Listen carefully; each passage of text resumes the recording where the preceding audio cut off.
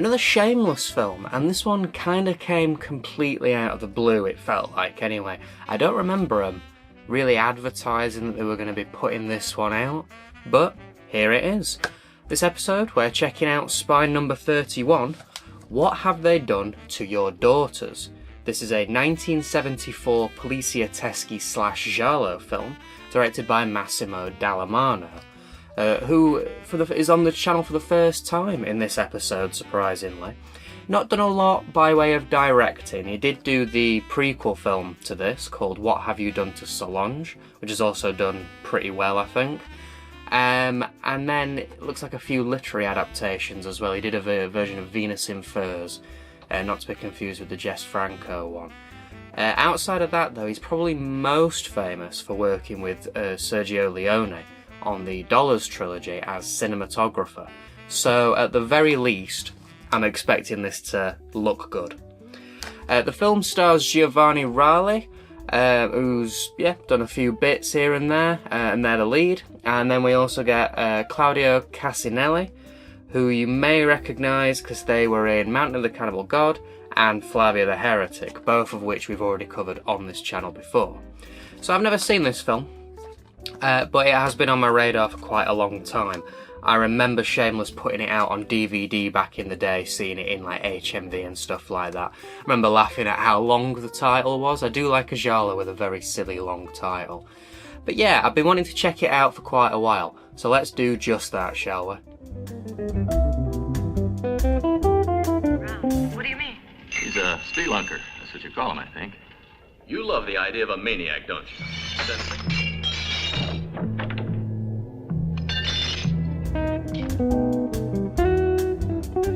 Quite a simple plot for this one. A young girl is found hanged in an attic, so the police are investigating, headed by the female district attorney Vittoria Storey. This isn't an isolated incident though, and a killer in a motorcycle helmet is on the loose, stabbing anyone who's even remotely related to the case. This all leads to a ring of child prostitution that may just go higher up than our coppers expected. I liked this one a lot. It mixes the two genres really nicely. And there are quick, engaging scenes mixed in with some like slower, tense moments. It's a brisk 90 minutes and really doesn't overstay its welcome. The only big negative, or the thing that is probably the most negative I'd say with this, is that the ending is a little unsatisfying and it's wrapped up very quickly at the end. But we've seen way worse examples of that just in this collection anyway so far. So yeah, it's pretty good overall, honestly. You must know the guy then. No, I don't, because I never saw him. Public opinion. You worry about finding a murderer. We'll find him, all right, if you don't break our balls.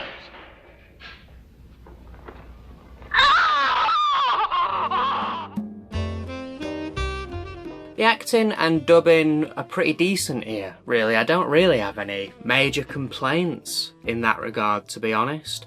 There were like one or two side characters that were maybe a little silly sounding, but they were gone before you knew it anyway. And just the leads that we get, they're pretty good, and they're easy to latch onto and root for, I'd say. The killer in the motorcycle helmet. That's a trope we've seen quite a few times on this channel. More recently, we saw it in Strip Nude for Your Killer. And I was thinking about like, oh, why is that quite popular? And I guess it's like one of the most grounded ways to hide someone's identity, and it's quite an easy thing to come by. I don't know. I think it worked in this. I think it worked pretty well, to be honest. The gore is present here. It's definitely got its little giallo elements in the gore. And when it kicks in, it's really good. It is used sparingly though. But yeah, when it kicks in, we get like big fountains of blood and limbs getting cut off. It's nice, and I'm glad that they do use it quite sparingly. It's not without its naff moments though, as well, as the opening corpse shots particularly stood out as being quite silly because it's clearly a papier-mâché cast. And yeah, it doesn't look real in the slightest, but it does have its charm, for sure. This is definitely more police procedural than giallo, though. Even though we do get the little bits of gore here and there. The focus really is on the case, and it's on going through the procedure, you know, in groundwork and then questioning and all that sort of stuff. And we do see it all played out, and it does feel like we're watching like CSI or Law and Order or something like that at points. It's not a negative thing though, it can be quite engaging, and luckily it's done in such a way where it mixes it up just enough that you're not like, come on, get on with it too often, which is nice. I was expecting a little more though in regards to the female lead, like the female district attorney, looking after a bunch of like grizzled bloke cops. But, and it on the back of the case it does make note of this, but it's never really touched upon, to be completely honest. Like, she arrives on the scene and everyone's just respectful and kind of nice, and then they just get on with the job, and it never really comes up. I don't know, it could have been an interesting angle if they'd have bothered doing it with the film, but they don't, so why even mention it on the back of the case, to be honest? Just seems a little odd. It's relatively well put together, there's some really nice shots, it knows when to linger and slow down, it knows when to speed up as well and get things a bit more engaging. Usually, I can't stand car chases in films. I think for the most part, they sort of halt the story, and it's just an excuse for fast, rapid, stupid editing that makes no sense, or showing off various models of cars that you have for product placement. And I usually don't like them. But this one has a really good police chase in it, like a car chase in it, sorry. And I think it's because they're in these tiny, silly little Italian police cars driving down these windy Italian side streets, and it's shot in a way where you can see how they're moving and where they're going and stuff. It's quite well shot, and yeah, for one of the first times that I can remember, a car chase actually like grabbed me and kept me interested, which is pretty cool. The music is good for the most part, but there is one song that's repeated quite a bit, and it's got some vocals in it. Now, I don't know whether it's just mouth sounds, a little operatic, or whether it's Italian for something, but it sounds to me like they're saying blob blob, which just sort of seems really silly, and it's used quite a lot. I'll probably show an example of it. But outside of that one example, yeah, the music's pretty good. Overall, it's a pretty good package, to be honest. As I say, 90 minutes, and it's all pretty solid stuff.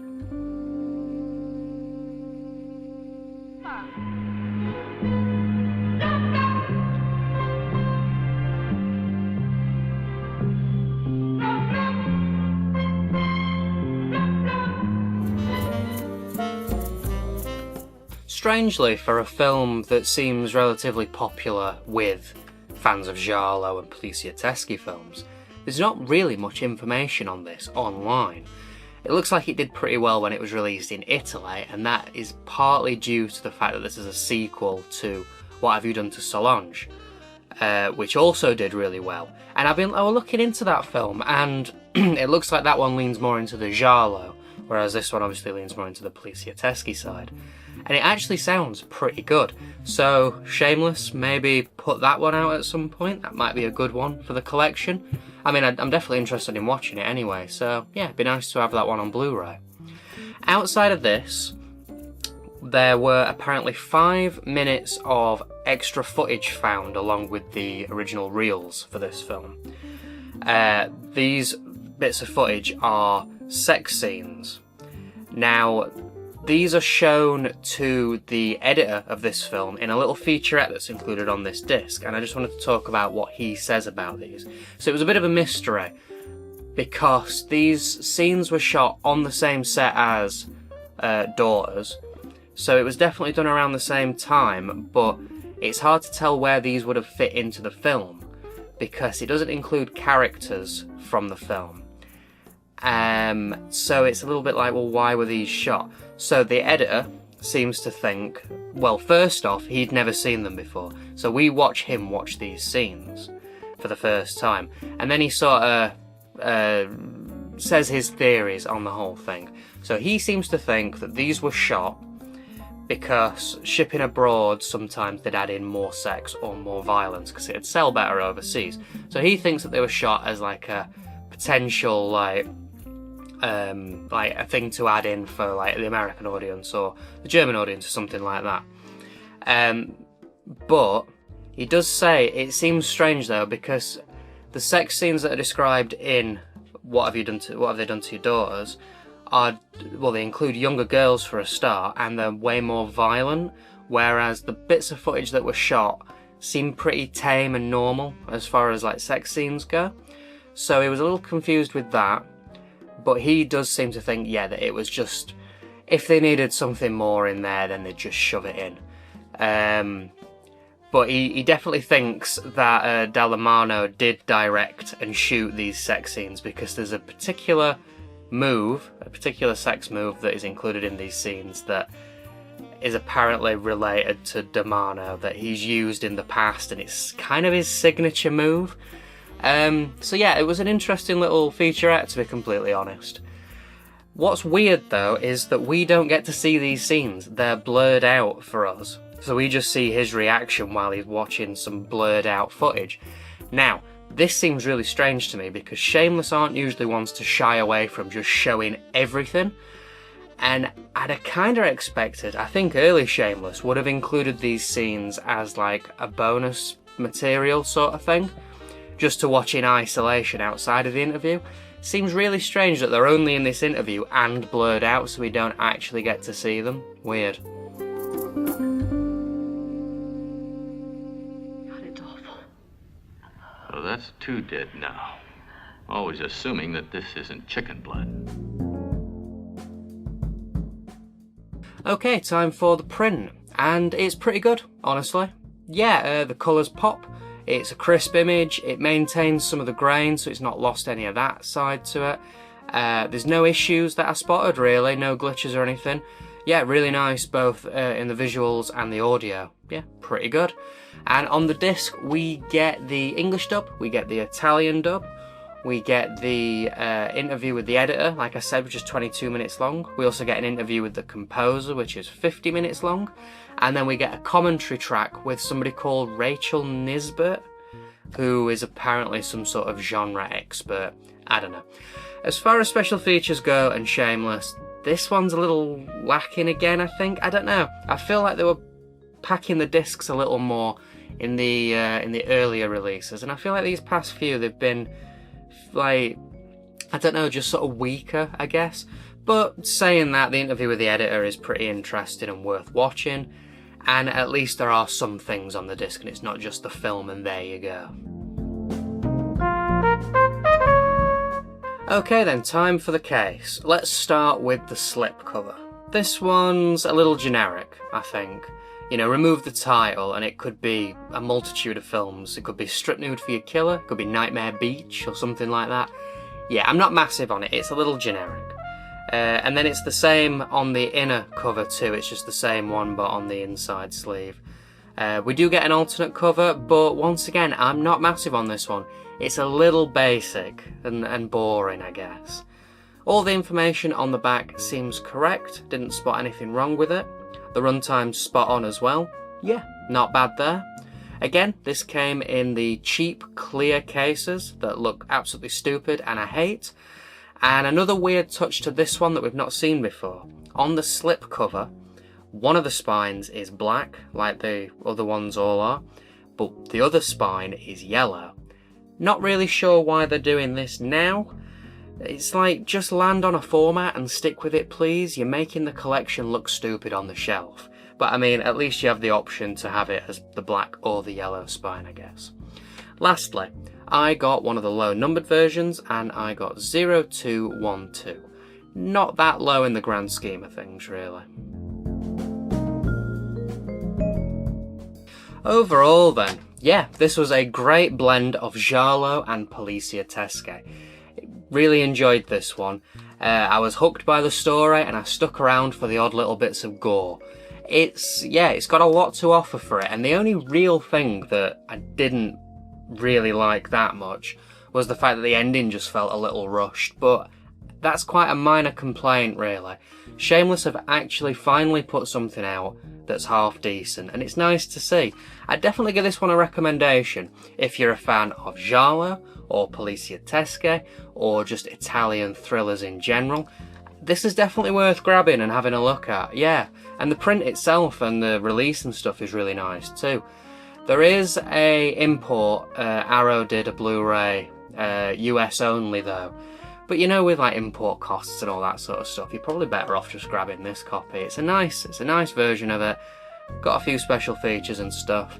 Yeah, not bad at all. I'm very glad that Shameless have finally done something that I didn't hate, that doesn't feel like a waste of money for me, to be completely honest. Yeah, pretty good. As of the making of this video, there have been no more announcements from Shameless. They didn't do 2 releases in one go like they did last time again for this one. So no idea what we're getting next. But until then, thanks for watching.